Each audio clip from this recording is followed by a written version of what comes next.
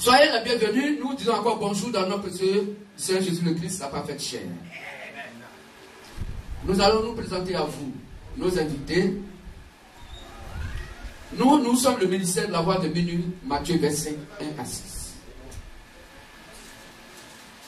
On n'aura pas certainement l'occasion ce matin de vous expliquer en long et en large, vous présenter ce ministère, mais sachez que selon Matthieu 25, 1 à 6, la Bible a prévu notre arrivée à cette époque du temps de la fin.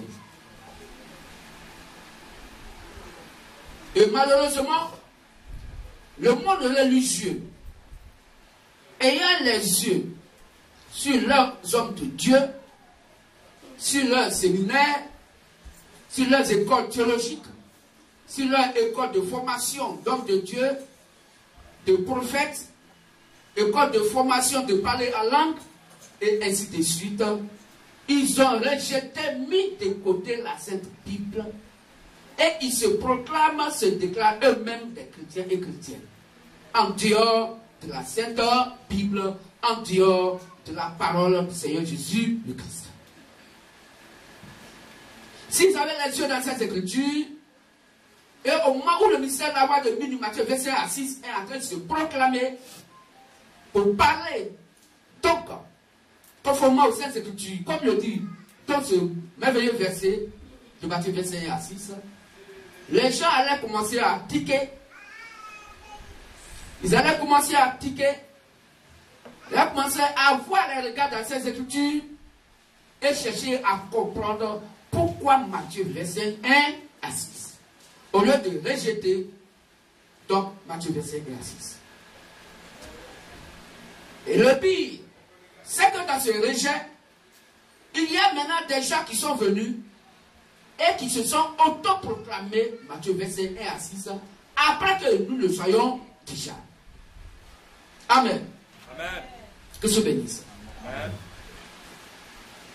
Mais, tout à l'heure, vous avez dit que vous êtes chrétien, chrétienne, sœur. C'est une très bonne chose. Et nous sommes contents et fiers que vous soyez chrétiens et chrétiennes. Mais, nous, ministères de la voix de minuit, Matthieu 25 à 6, sans toutefois mal parler de qui que ce soit, sans toutefois vexer qui que ce soit, parce que cela n'est pas notre objectif, frères et sœurs, si vous n'avez pas les yeux dans les Saintes Écritures, vous allez penser que nous prêchons un autre évangile qui n'a rien à voir avec la Sainte Bible. Pourquoi? Parce que cela ne vous est jamais traversé l'esprit. Cela ne vous est jamais traversé la pensée. Parce que dans vos lieux de prière, vos hommes de Dieu ne dites pas ces choses telles que cela est écrit noir sur blanc dans la Bible. Puisque c'est des enseignements où vous n'avez jamais donné dans vos lieux de prière, vous allez trouver ça donc contradictoire par rapport aux Saintes Écritures. Pourtant, c'est ce qui est écrit noir sur blanc dans la Bible. Amen. Amen.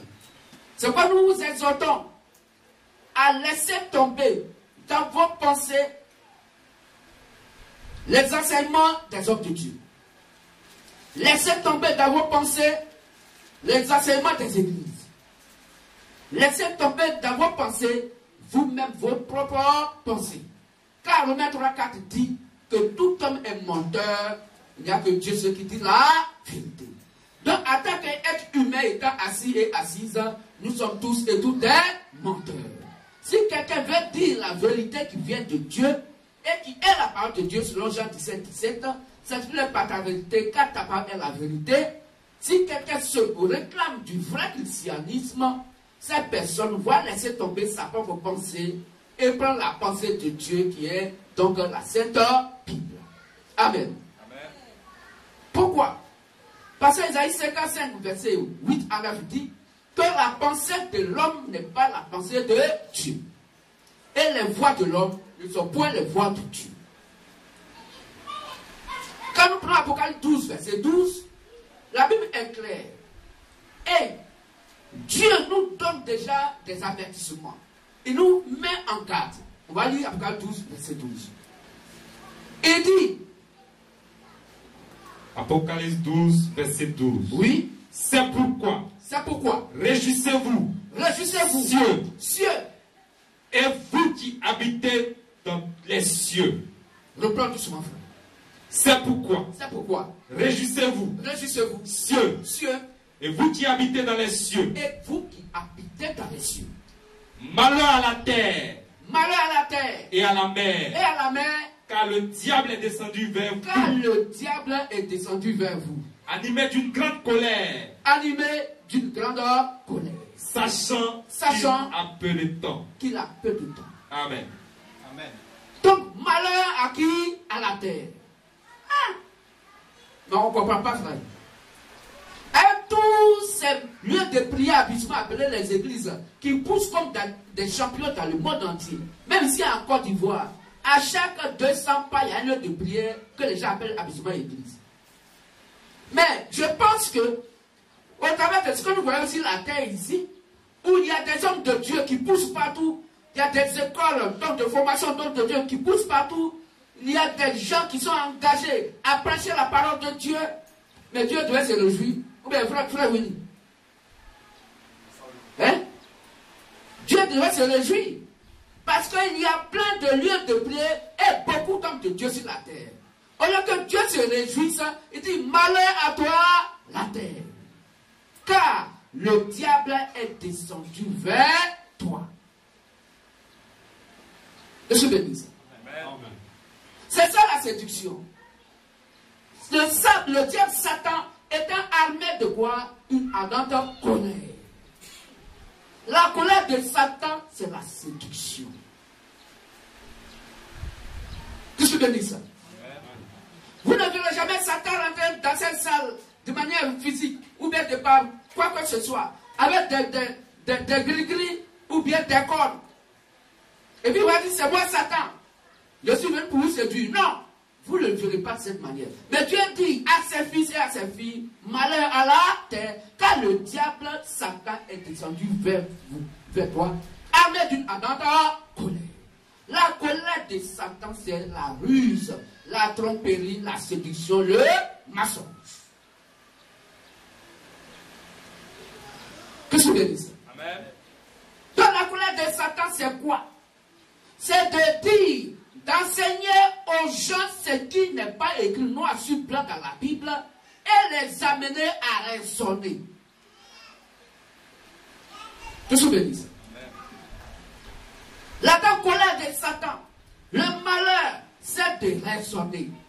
Les hommes de Dieu vont vous amener à raisonner. Oui, c'est écrit noir sur blanc dans la Bible. Mais est-ce que tu sais que de nos jours, voilà. Oui, c'est écrit dans 1 Corinthiens 14, 33, 38, que la femme ne doit pas prêcher. Mais est-ce que tu sais que de nos jours, la femme doit prêcher parce qu'il est aussi écrit dans le livre d'Job que la femme là, Dieu va envoyer dans son esprit sur la femme aussi. Et ils vont brandir Joël 2, 28. Ils vont brandir des versets écrits. Et ils vont mettre ça dans leur contexte. Parce que c'est eux qui aiment parler de contexte. Est-ce qu'on comprend mieux? C'est la ruse. Que je vous bénisse. D'ailleurs même, quand Dieu a parlé, Paul il parlait aux femmes de Corinthe. C'est aux Corinthiennes. Comme elle a de mauvais comportements dans ces femmes de Corinthe que Paul a dit ça. Que la femme va se taire dans l'église. Parce que ces femmes, elles bavardaient beaucoup. Pourtant la Bible dit au verset 33 de 1 Corinthiens 14, dans toutes les églises des saints. Voilà ce qui va se faire. La femme doit fermer sa bouche dans l'église. Je suis béni ça. Amen. Donc, frères et sœurs, nous sommes si fiers d'être chrétiens. Et si vous êtes chrétien et chrétienne, c'est une bonne chose. Mais, la Bible s'ouvrant à vous ce matin, va vous faire comprendre que vous n'avez pas encore été chrétien et chrétienne. Si ce n'est peut-être que maintenant que vous pouvez donc décider si cela est la volonté parfaite sur véritable Dieu. Et que vous serez eu à perdre donc votre temps dans le lieu de prière abusivement appelé les églises des hommes de Dieu, des églises conçues des mains humaines. Parce que le chrétien, la chrétienne, doit dire les paroles de Dieu. doit accepter ce qui est écrit noir sur blanc dans la Bible. Car celui que Dieu envoie dit les paroles de Dieu. Ce que dit Jean 3, à partir du verset 34-36.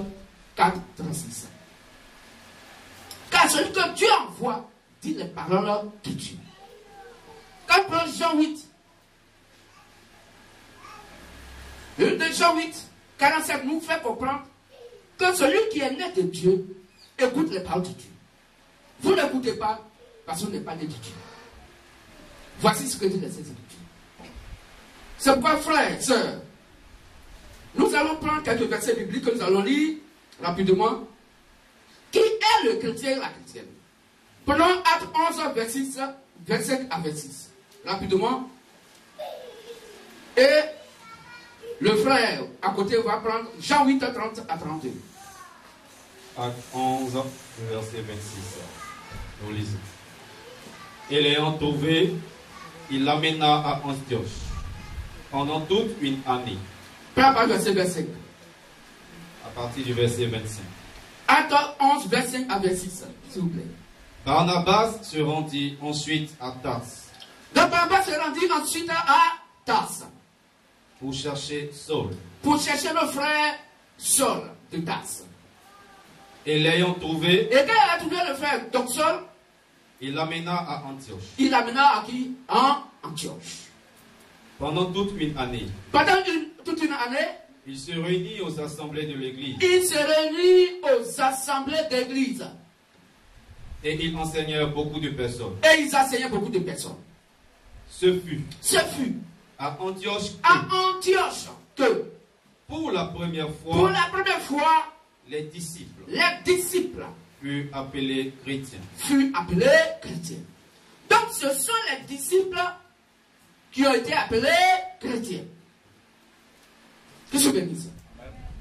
Alors, si vous déclarez que vous êtes donc chrétienne, c'est que vous êtes disciple du Seigneur Jésus-Christ. Mais on va demander à Jésus-Christ si vraiment vous êtes ses disciples. On va demander à la Sainte Bible si vraiment vous êtes disciple du Seigneur Jésus-Christ.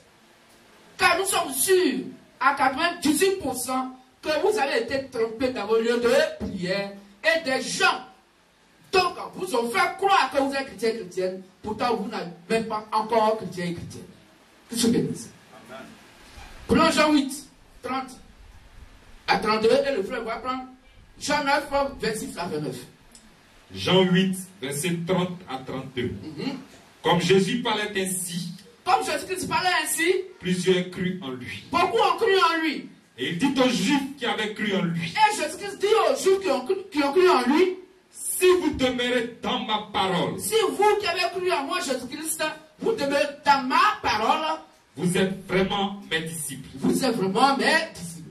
Vous connaîtrez la vérité. Donc le disciple connaît la vérité. Et la vérité vous affranchit. Et la vérité doit donc l'affranchir. Amen. Amen. Donc disciple veut dire,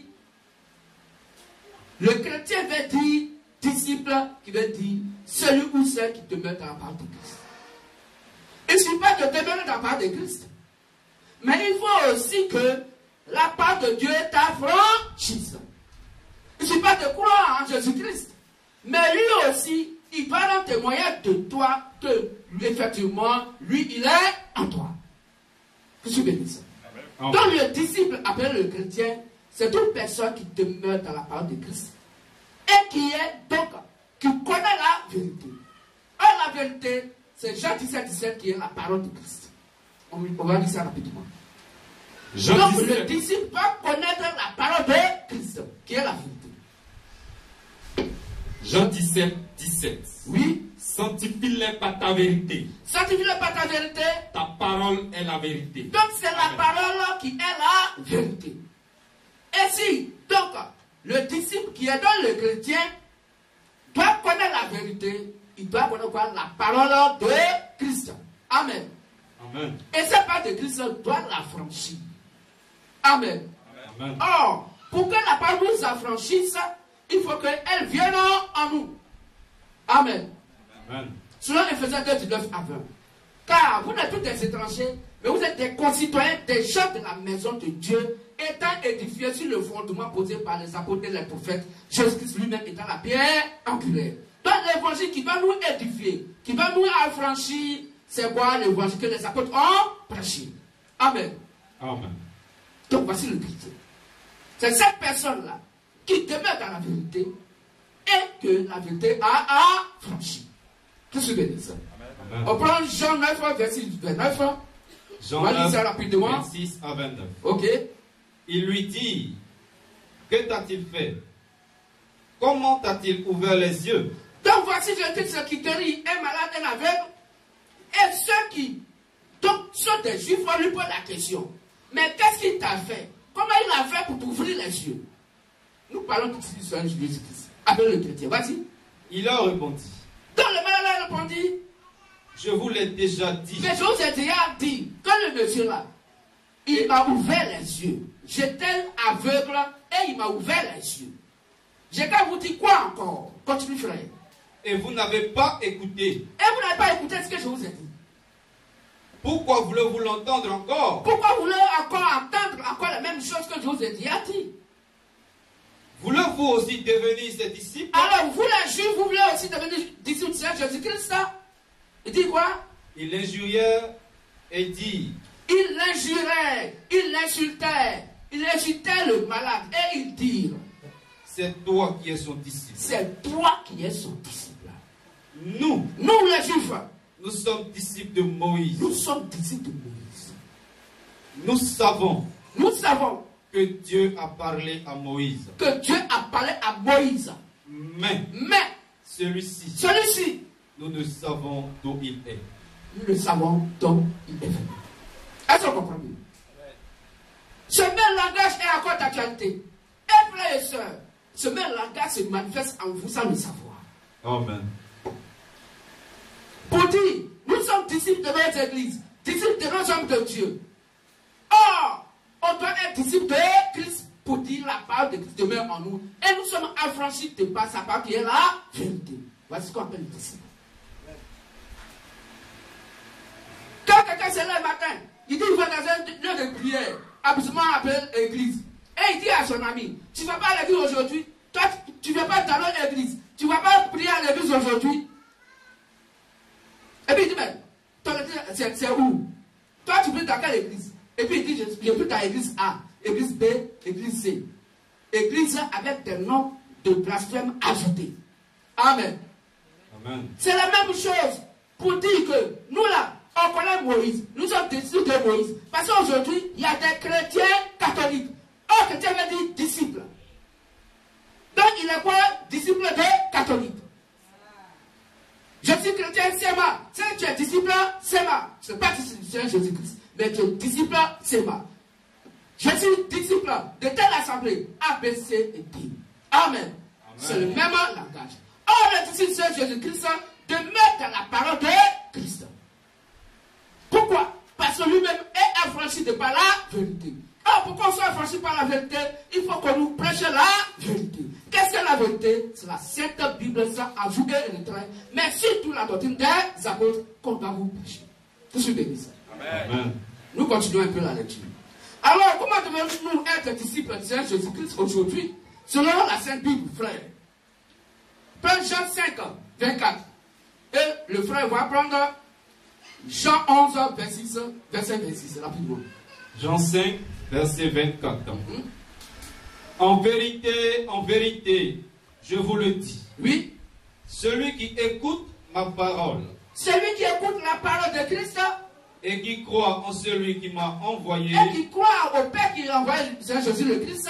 À la vie éternelle. À la vie éternelle. Et ne vient point en jugement. Et ne vient point en jugement.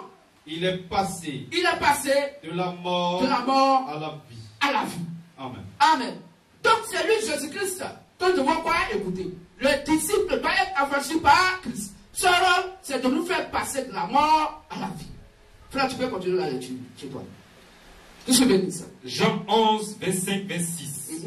Jésus lui dit, je suis la résurrection et la vie. Celui qui croit en moi vivra, quand même il serait mort. Et quiconque vit et croit en moi ne mourra jamais. Crois-tu cela? Est-ce que vous croyez cela? Alors comment croire en Jésus-Christ pour avoir la vie? Que je bénisse ça. Amen.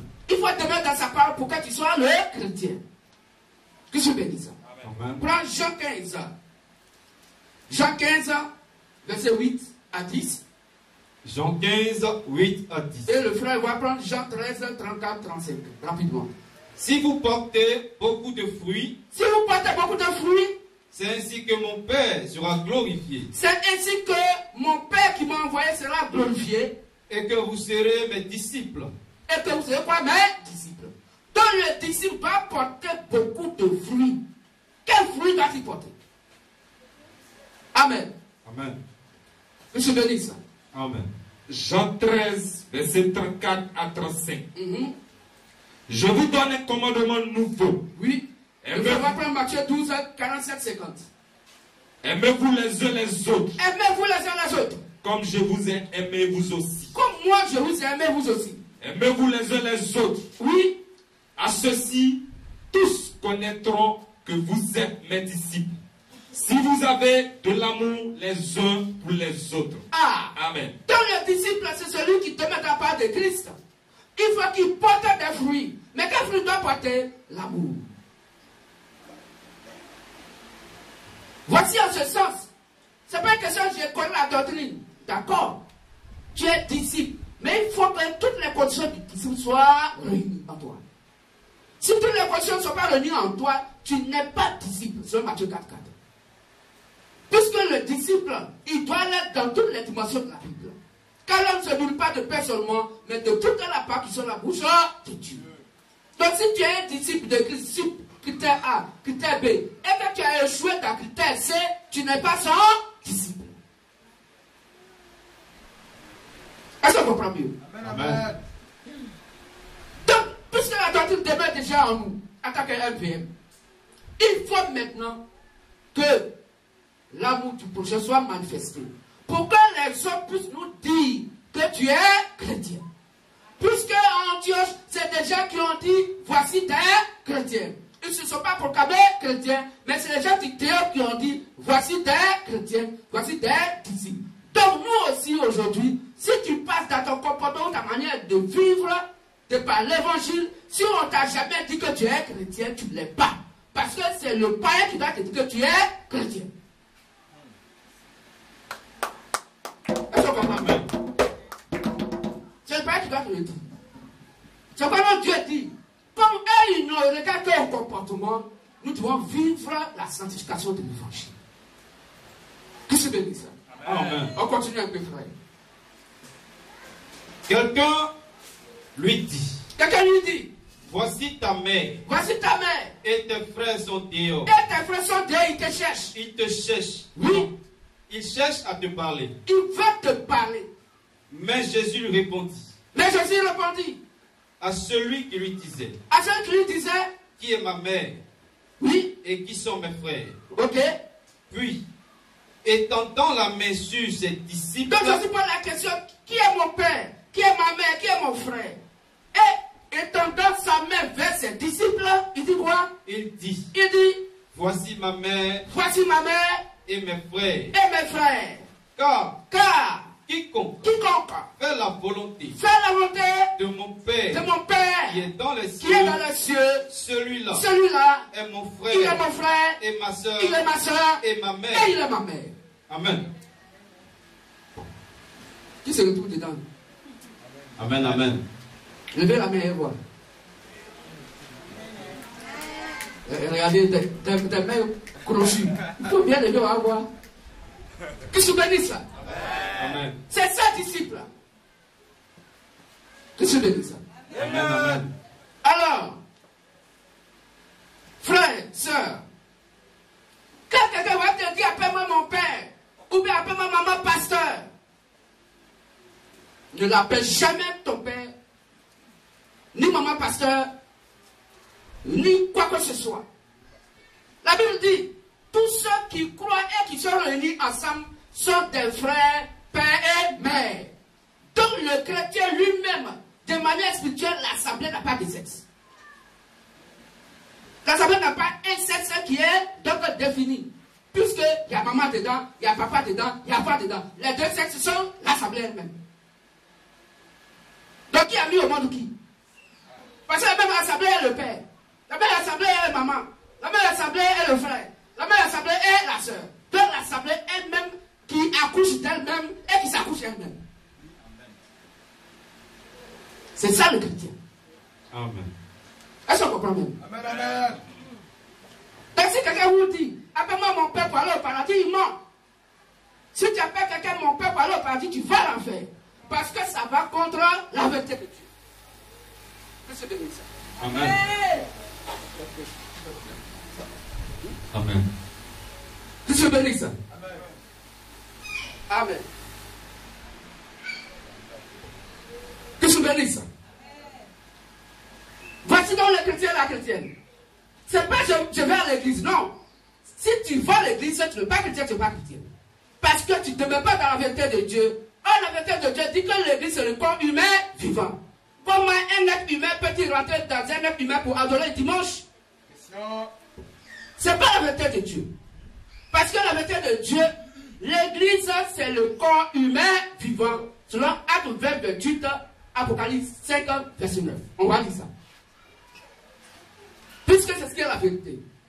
Donc si la vérité t'a vraiment affranchi, tu dois savoir que l'église, c'est un être humain vivant et non un lieu de prière habituellement appelé église. 4 minutes, Dieu n'est pas dedans. On lit rapidement. Acte 20, le verset 28. Prenez donc garde à vous-même. Prenez garde à vous-même. Et à tout le troupeau. Et à toute l'église. Sur lequel le Saint-Esprit Oui. vous a établi évêque.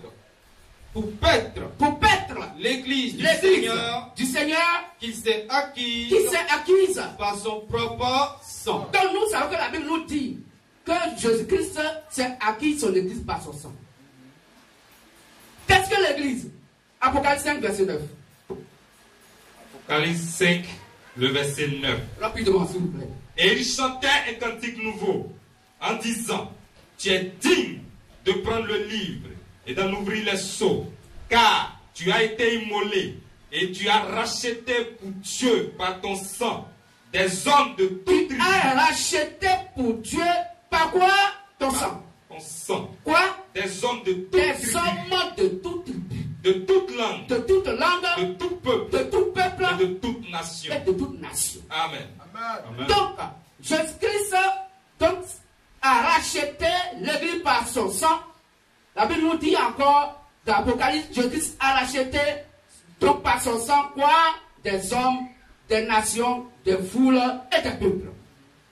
Donc le sang de Jésus-Christ, puisque c'est versé une fois pour toutes pour racheter les fils et les filles de Dieu qui appelait l'église, la Bible dit que c'est quoi? Des foules, des langues, des nations, des êtres humains. Toute l'église n'est pas un lieu de prière, mais l'église c'est un être humain vivant. C'est pas toute personne qui fait fête donc de tous saints, fête des morts. Cette personne n'est pas chrétienne et n'est pas chrétienne. Parce que celui qui est mort est enterré pourri, il n'a plus de corps. Puisqu'il n'a pas de corps, alors il n'a plus l'église de Jésus-Christ. Amen. Est-ce qu'on comprend mieux? C'est pourquoi nous, MVM, nous condamnons par les Saintes Écritures donc les fêtes de tous saints. Car selon les Saintes Écritures, quand nous prenons 1 Corinthiens 14, 33, et c'est l'église du Seigneur Jésus-Christ qui est donc vivante. Amen. Qui se bénisse. Amen. 1 Corinthiens 14, verset 33. Car Dieu n'est pas un Dieu de désordre, mais de paix, comme dans toutes les églises des saints. Amen. Amen. Donc le chrétien, la chrétienne, frères et sœurs, c'est toute personne qui demeure dans la parole de Christ. Or, la parole de Christ va nous amener à comprendre comment il faut l'adorer en esprit et en vérité. Pour ceux sur Jean 14, 6, c'est Jésus-Christ qui a dit que par moi. Mais comment passer par lui pour aller au Père? C'est cette vérité-là qui doit vous affranchir. Et c'est ce que nous sommes en train de vous prêcher pour que vous puissiez être affranchis par la vérité. Selon Luc 24, 45, et que cela ouvre l'esprit afin qu'il comprisse les Saintes Écritures. Donc si Dieu ne vous a pas ouvert l'esprit, si vous a pas affranchi, vous ne pouvez pas savoir ce qui est la vérité. Vous n'aurez jamais la foi. Puisque la foi vient de ce qu'on entend, et ce qu'on entend vient de la parole de Christ. Donc la foi vient de par la prédication. Amen. Amen. Donc l'affranchissement vient de par la prédication. Puisque Dieu ne peut pas descendre pour venir directement en vous, il faut qu'il le fasse par la prédication. Alors vous devez écouter le véritable évangile afin que vous soyez affranchis par la vérité de Dieu. Amen. Amen. Or, la vérité de Dieu, c'est ce qui est écrit noir sur blanc dans la Bible, sans ajout et sans retrait. Toute adoration, toute prédication qui s'oppose à ce qui est écrit noir sur blanc dans la Bible, amène à l'enfer. Ne fait pas de quelqu'un un chrétien. Car sans la foi, nul ne peut être agréable à Dieu. Hébreux 11, verset 6. Qui se bénisse. Donc, avez-vous la foi? Parce que vous êtes chrétienne, la foi vient de la parole de Christ. Et il dit que je suis le chemin, la vérité et la vie. Aucun ne peut aller au paradis sans passer par moi. Donc, il doit nous communiquer la foi. Je dis, il doit nous communiquer la foi. Mais comment il nous communique la foi? Quand nous prenons Matthieu 7, 18 à 19, il va nous communiquer comment on doit avoir la foi. Où on doit avoir la foi. Où la foi doit sortir. Pour que cette foi soit manifestée en nous. Quand il pourrait dire à la femme samaritaine que le salut vient des Juifs. Donc il a dit à la femme samaritaine que vous n'avez pas le salut. Le salut n'est pas donc dans le marigot. Ce n'est même pas ici où il y a le puits de David. Le salut n'est pas dans les montagnes. Mais le salut vient des Juifs. Il faut qu'on vous communique que le salut aujourd'hui vient du MV. C'est ça qui doit vous affranchir. Pour que vous puissiez comprendre que si on doit écouter le MVM, ayons les yeux dans les Saintes Écritures. Est-ce que quand nous MVM nous prêchons, ce que nous disons est donc en contradiction ou bien cela est donc en déphasage ou opposé à la Bible? Non. Nous disons exactement ce qui est écrit noir sur blanc dans la Bible. En dehors de la Bible, il n'y a pas de chrétien, il n'y a pas de foi. Que se bénisse. Amen. On va lire Matthieu 16, 18 à 19. Matthieu 16, 18 à 19. Et moi, je te dis que tu es Pierre, et que sur cette pierre, je bâtirai mon église, et que les portes du séjour des morts ne prévaudront point contre elle. Je te donnerai les clés du royaume des cieux. Ce que tu liras sur la terre sera lié dans les cieux, et ce que tu délieras sur la terre sera délié dans les cieux. Amen. Alors, frères et sœurs, vous qui nous invitez, voilà que c'est clair. C'est vrai, je dis ça dit, pour aller au paradis, il faut qu'on passe par lui. Mais regardez ce qu'il fait. Il dit à Simon Pierre, à ses disciples, ses premiers disciples, après les apôtres, il dit, tu es Pierre, sur cette pierre, je bâtirai mon église. Donc l'église qui sauve, qui est sauvée plutôt, c'est l'église qui est bâtie sur quoi? La pierre, qui est la révélation de la parole de Dieu. Amen. Amen. C'est pas d'aller bâtir donc une maison sur des rochers. Jésus a tenu un langage donc littéral en disant que si quelqu'un bâtit donc dans le sable et que le vent va venir, le vent va écouler la maison. Mais si la maison est bâtie sur le rocher, alors il y a un fondement solide sur le rocher, quand le vent va venir, cette maison ne peut pas s'écrouler. Amen. Il dit à Pierre, tu es Pierre, je bâtirai mon église. Les gens ont passé à une pierre littérale. Ils ont passé à un rocher. Aujourd'hui, il y a plein de gens qui bâtissent donc des lieux de prière sur des montagnes, sur des rochers, parce qu'il se dit, Jésus s'est dit qu'il va bâtir donc l'église sur la pierre. Amen. C'est faux. La pierre, sur Acte 4, verset 11, est donc Christ lui-même qui est la révélation de sa propre parole. Amen. Amen. Aujourd'hui, oui, tu peux lire? Acte 4, verset 11.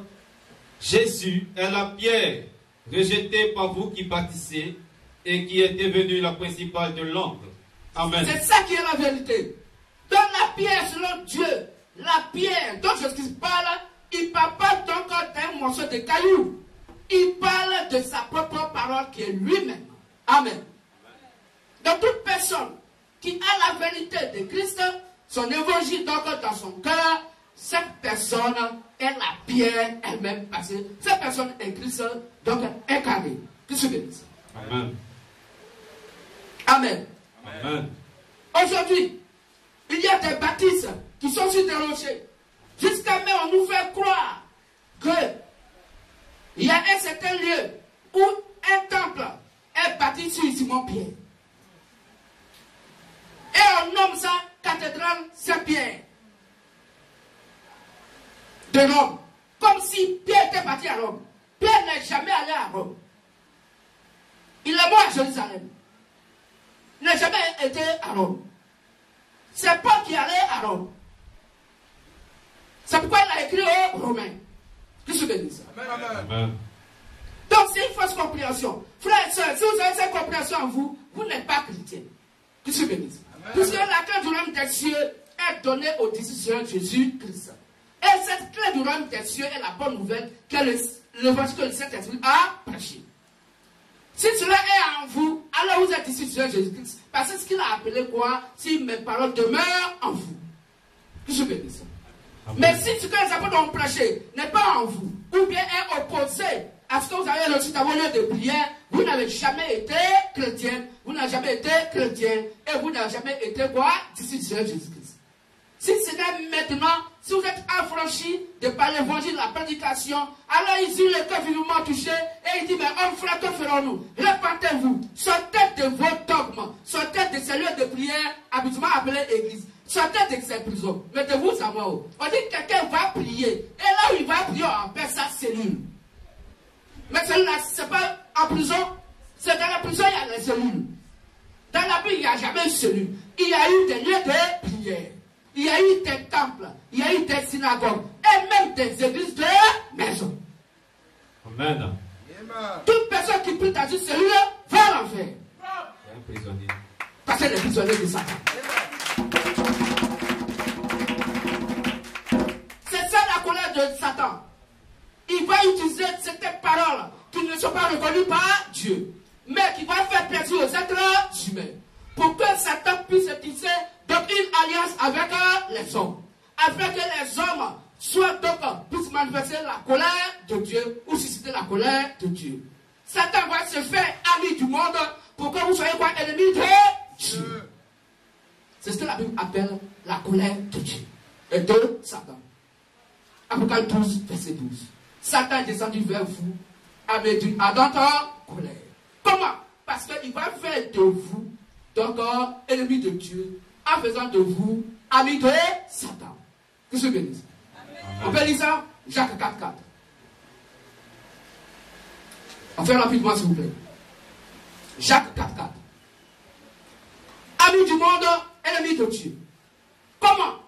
Parce qu'il va vous enseigner, prêcher un évangile qui n'est pas reconnu par la Sainte Bible et surtout par l'évangile que le Saint-Esprit a prêché au travers des disciples de Jésus-Christ appelés les apôtres. Amen. Jacques 4, verset 4. Adultères que vous êtes. Adultères que vous êtes. Ne savez-vous pas que ne savez-vous pas que l'amour du monde, celui qui aime le monde, est inimitié contre Dieu, est en guerre donc avec Dieu.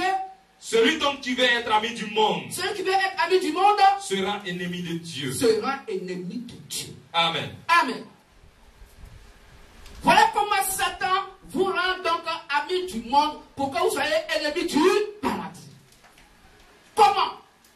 Il va amener les choses qui sont dans le monde dans les lieux d'adoration. Amen. Amen. Il va vous enseigner ou envoyer donc ses fils et ses filles à vous enseigner ce qui n'est pas reconnu par la Sainte Bible. Il va vous enseigner ce qui est contradictoire, opposé à la vraie doctrine de Christ. Il va vous enseigner et faire de vous des opposés du paradis, les opposés de Christ, des anti-Christ, des hommes et des femmes blasphémateuses. Pourquoi? Parce que l'enseignement que vous devez recevoir et que vous avez reçu n'a rien à voir avec la doctrine des apôtres qui est la vérité de Dieu qui doit vous affranchir. Amen. Amen. Que je bénisse. Amen. C'est quoi, frères et sœurs? La Bible nous dit que Jésus ayant mandaté ses disciples leur donnant les clés du royaume des cieux, aucun ne peut aller au paradis s'il ne passe pas par les apôtres. On va lire ça. On l'a déjà lu tout à l'heure. Prends Jean 20, 22, 23. C'est quoi Jésus dit? Je vous donnerai les clés du royaume des cieux. Ce que vous lirez sur la terre sera lié dans les cieux, et ce que vous délirez sur la terre sera lié dans les cieux. Donc ce que les apôtres ont condamné sur la terre, Dieu a condamné dans les cieux. Ce qu'ils n'ont pas condamné dans l'adoration, Dieu n'a pas condamné. Que cela plaise aux hommes ou pas, Dieu n'a pas condamné. Et Dieu prend plaisir à leur prédication parce que c'est le Saint-Esprit qui est Dieu lui-même qui a prêché au travers d'eux. Amen. Amen.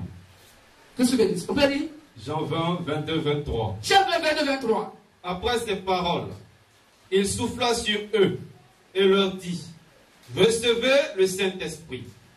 Ceux à qui vous pardonnerez les péchés, ils leur seront pardonnés. Et ceux à qui vous les retiendrez, ils les seront retenus. Amen. Donc Dieu ne peut pas sauver l'homme directement. Jésus-Christ ne peut jamais amener quelqu'un au paradis directement. Il faut forcément passer par ses disciples, les apôtres, de par leur prédication, de par leur évangile qu'ils ont prêché, avant que tu sois reconnu par Dieu. Voici le chrétien, selon la nouvelle alliance, établie sur le sang de Christ qui est versé pour ses fils et ses filles. Qu'est-ce que je veux dire ça? Donc, frères et sœurs, la Bible nous dit, le pardon des péchés vient de par la prédication des apôtres de Jésus-Christ. Ceux à qui vous pardonnez les péchés leur seront pardonnés. Mais ceux à qui vous retiendrez les péchés leur seront retenus. En dehors de la prédication des apôtres de Jésus-Christ, tes péchés ne te sont point pardonnés. Il n'y a que eux qui pardonnent donc les péchés, parce que le Saint-Esprit en eux pardonne les péchés. Le pardon des péchés vient donc de l'ouverture de l'Esprit de par leur prédication. Amen. Amen. Qu'est-ce que je veux dire ça? Amen. C'est pourquoi dans Actes 2, 36 à 38, la Bible a été claire. La première fois que Dieu va établir la relation entre lui, Dieu et les hommes, alors que Adam ayant vendu le monde donc à Satan, et que les enfants de Dieu devaient aller à l'enfer, selon le 23, 23, car tous ont péché et sont privés de la gloire de Dieu. Car le salaire du péché, c'est la mort. Or, la mort pour Dieu veut dire que vous partez à l'enfer. Que les fils et les filles de Dieu devaient aller à l'enfer. Et Dieu lui-même vient, à la personne de Jésus-Christ, pour offrir son sang. Et le sang qu'il a offert, il n'est pas allé déposer ça dans un tabernacle fait de main d'homme. Le sang qu'il a offert n'a pas offert cela dans un autel fait de main d'homme.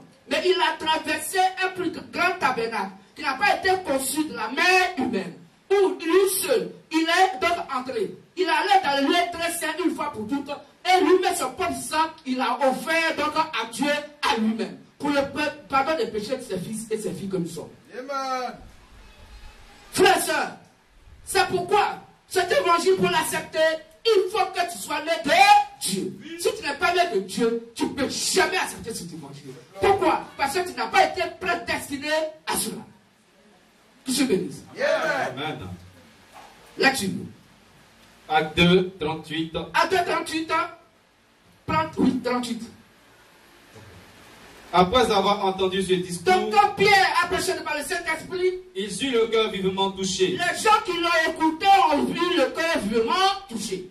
Et il dit à Pierre, pourtant ils sont quittés dans les lieux de prière, accompagnés par leur pasteur, par leur maman pasteur, par leurs hommes de Dieu. Mais quand le Saint-Esprit a prêché par Pierre, puisqu'ils étaient destinés à la vie éternelle, ils sont venus à la parole. Et quand ils sont venus, il dit à Pierre, ayant le cœur vivement touché, que ferons-nous? Il n'a plus dit, toi, pape, qu'est-ce que tu t'as fait? Ou bien, mon Seigneur, qu'est-ce qu'on t'a fait? Il est revenu vers qui l'authenticité, la vérité absolue de par les disciples de Jésus-Christ. Oh mon frère, qui est mon frère, qui est ma soeur? C'est le disciple. Le disciple parle à Christ au travers de Pierre, attaque le prophète. Car la parole de Dieu vient au prophète. Oh frère, la parole, que ferons-nous? Qu'est-ce que je dis? Et la parole va répondre. Vas-y. Et il dit à Pierre et aux autres apôtres, hommes frères, que ferons-nous? Pierre leur répondit. Répentez-vous. Répentez-vous. Sortez de votre église. Et venez à la Bible. Vas-y. Et que chacun de vous soit baptisé au nom de Jésus-Christ. Et que chacun de vous soit baptisé au nom de Jésus-Christ. Pour le pardon de vos péchés. Pour le pardon de vos péchés. Pour le pardon de vos péchés. Et il souffla sur eux. Et il dit, ceux à qui vous pardonnez les péchés leur seront pardonnés. Mais ceux à qui vous retiendrez les péchés leur seront retenus. Et il dit, oh frère, que ferons-nous? Il dit, répentez-vous et faites-vous baptiser au nom du Seigneur Jésus-Christ pour le pardon de vos péchés. Que je bénisse. Frère et soeur, si tu n'es pas baptisé, conformément à la doctrine du Seigneur Jésus-Christ, tu meurs à l'enfer. À moins que Dieu aurait donc fait quelque chose de particulier entre toi et lui. Amen. Parce qu'avant que tu ne meurs, il doit forcément avoir une certaine relation entre toi et lui. Soit de par ton comportement, ou quoi que ce soit. Mais la Bible dit aujourd'hui, à 100% pour être sauvé, il faut l'évangile des apôtres, dans lequel tu dois être baptisé. Donc si tu es baptisé dans un lieu de prière, habituellement appelé l'église, dans une autre église, qui ne prêche pas comme les apôtres ont prêché, ton baptême est un faux baptême. C'est un baptême de l'enfer. Que je bénisse. Amen. C'est quoi, frères et sœurs? Quoi que tu penses que je suis baptisé au nom du Seigneur Jésus-Christ, j'ai été baptisé par immersion. Mon baptême est selon les Saintes Écritures. Mais la Bible dit, l'évangile, quand tu as écouté, si c'est pas ce que les apôtres ont prêché, quoi que tu sois baptisé conformément donc à ce que dit la Bible, ton baptême est un faux baptême. Tu meurs à l'enfer. Pourquoi? Parce que le baptême vient de la prédication. Que je bénisse ça. Amen. Le baptême vient de la prédication. Marc 16, 15 à 16. On va lire ça. Le baptême est conditionné de quel évangile tu as écouté. C'est ça, Dieu fait exprès. Pourquoi beaucoup puissent penser qu'ils sont admis? C'est vrai que tous les enfants peuvent donc être inscrits dans la même classe, mais ils ne sont pas tous admis en classe supérieure. Marc 16, verset 15 à 16. Puis il leur dit, allez par tout le monde et prêchez la bonne nouvelle à toute la création. Celui qui croira et qui sera baptisé sera sauvé. Mais celui qui ne croira pas sera condamné. Amen. Donc le baptême est conditionné de par l'évangile que tu as écouté. Ce n'est pas la forme du baptême que Dieu regarde premièrement. Non. Ce n'est pas comment tu es baptisé que Dieu regarde premièrement. Mais qui t'a prêché? À quel évangile tu as écouté et tu as cru et tu as accepté de te baptiser? Quel évangile tu as écouté et de par quel tu as pris l'engagement du baptême? C'est ça que Dieu regarde. Est-ce qu'on comprend bien? Amen. C'est quoi la Bible dit sur 1 Pierre 3, après verset 20, verset, que le baptême est un engagement de bonne conscience envers Dieu. Ce n'est pas envers un homme de Dieu, non. Ce n'est pas envers une église, non. Mais envers qui? Christ. Donc pour que ton baptême soit reconnu par Christ, il faut que ce soit donc dans les normes telles que Christ l'a dit de par le Saint-Esprit. Amen. Amen. S'il y a une seule erreur dans ton baptême, ou une seule condition qui s'oppose aux Saintes Écritures, ton baptême, que ce soit par immersion, que ce soit au nom du Seigneur Jésus-Christ, c'est un faux baptême. Parce que l'évangile auquel tu as cru, sur Marc 16, 15 à 16, que celui qui croira et qui sera baptisé sera sauvé. Or, pour croire, il faut qu'on te prêche. On doit te communiquer la foi du baptême. Tant que tu n'as pas la foi du baptême, ton baptême est un faux baptême. Or, Romains 10, 17 dit que la foi du baptême vient de la parole de Christ. Christ dit que sa parole vient de par ses apôtres. Jean 17, 20. On lit rapidement. Jean 17, verset 20. Oui. Prenons verset 9 d'abord. Jean 17, verset 9. Et on lit Jean 17, 20. Personne ne peut être baptisé directement en Dieu de l'évangile des apôtres. On fait vite. Jean 17, verset 9. Mm-hmm.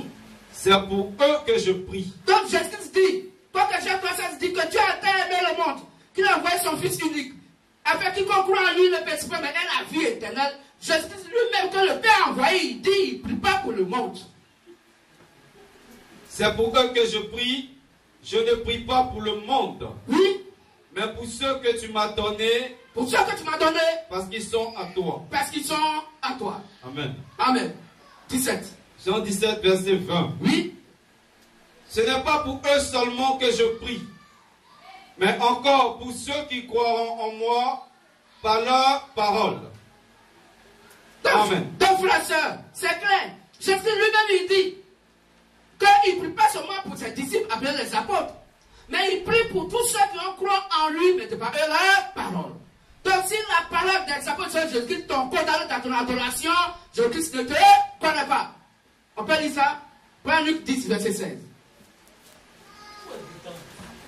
Luc 10, verset 16. Luc 10, verset 16. Et le frère va prendre Galates 1, 6 à 9, rapidement. Celui qui vous écoute, m'écoute. Jésus dit, celui qui écoute ces disciples appelle les apôtres, l'écoute lui-même.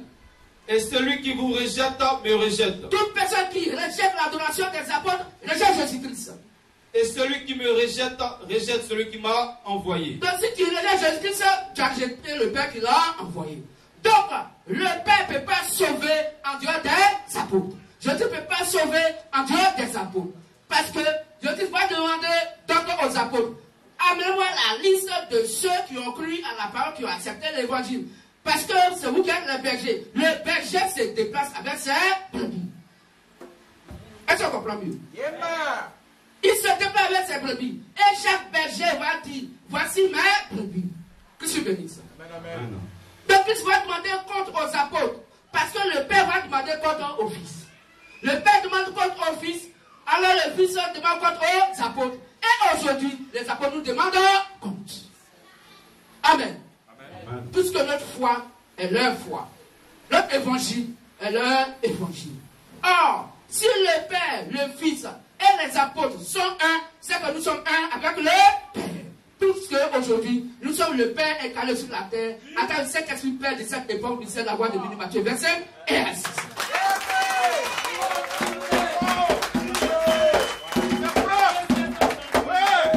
Ça peut choquer les gens. Ça peut choquer les gens. Mais c'est la pure vérité. Nous sommes la conclusion du monde spirituel. Que soit le monde physique de Genèse Apocalypse et le monde spirituel. Nous sommes la conclusion du Père. Les apôtres ont fait, les prophètes ont fait audition. D'autres sont venus, ils ont fait développement. Nous sommes la conclusion. On s'en fout du reste. C'est la conclusion. Parce que les apôtres étaient la conclusion de Jésus-Christ à son temps. Aujourd'hui, le LVM est la conclusion des 7 âges de l'église des nations. Tous les évangiles qu'ils ont prêchés, nous sommes à la conclusion. Nous sommes à la conclusion à 4-17, la voix de Matthieu, verset 1 à 6. Car la conclusion de toute la création jusqu'à la fin, c'est l'enlèvement de l'épouse vers l'époux. Et c'est nous, dit la voix de Matthieu, verset 6, qui faisons l'enlèvement. En dehors de nous, il n'y a pas paradis. Tu n'y vas pas. Tu ne crois pas à cet évangile, tu ne vas pas au paradis. Que je bénisse. À moins que vous nous dites que ce que nous prêchons n'est pas écrit. Venez et montrez-nous les versets bibliques de par ces écritures que nous avons prêché faux. Il n'y en a pas aujourd'hui. Il n'y en a même pas demain. Mais dans les siècles à venir, il n'y en aura jamais. Que je bénisse. On peut quand même faire camion Jésus.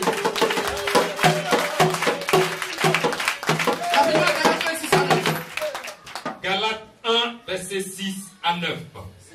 Je m'étonne que vous détourniez si promptement de celui qui vous a appelé par la grâce de Christ pour passer à un autre évangile. Donc, Paul t'appelle à partir pour dire, personne ne peut être sauvé dans son ministère en dehors de lui.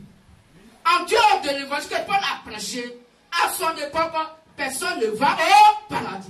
Toutefois, si tu n'as pas accepté ce que Paul donc a prêché à son temps, Dieu ne te connaît pas. Parce que Paul, à son temps, était le jeune qui s'est fait de son époque. Je peux te dire que moi, je ne prie pas seulement pour les apôtres, mais je prie pour tous ceux qui vont croire en moi de par eux. Or, Paul était quoi? Apôtre Seigneur Jésus-Christ, en tant que prophète de l'église des nations. Amen. Amen, amen. Donc, il faut croire à Paul à son époque pour être sauvé. Il faut croire à Irénée à son époque pour être sauvé. À Colomba pour être sauvé. À Martin pour être sauvé. À Luther pour être sauvé. Il faut croire à William Marion Branham pour être sauvé. Aujourd'hui, il faut croire à qui? Il faut croire à qui? Religion. Vous avez mal tombé parce que c'est la voix de Béni Matthieu et Assisé. On est là. Démontrez avec nous que ce que nous prêchons est faux. Il n'y en a pas. Vous ne pouvez même pas prêcher un verset biblique pour dire que ce que nous disons est faux. Parce que nous sommes le Saint-Esprit Père de cette époque. La convention est là. Venez avec vos hommes de Dieu. Venez, on va écouter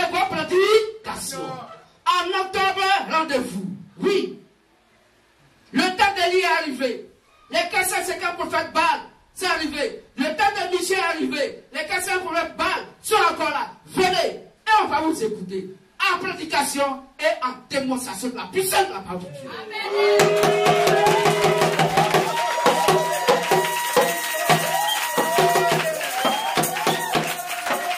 Qui se bénisse ça? Qui se bénisse ça? Qui se bénisse ça? Est-ce qu'on peut avoir le